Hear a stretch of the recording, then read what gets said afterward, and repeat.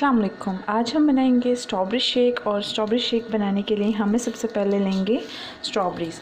इन strawberries को हम blender में डाल देंगे और फिर हम इसमें दूध ऐड कर देंगे।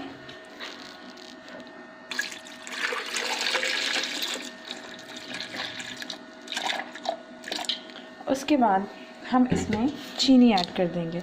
चीनी आप उतनी ऐड करें जितनी आपको पसंद हो। और फिर हम इसको ब्लेंड कर देंगे।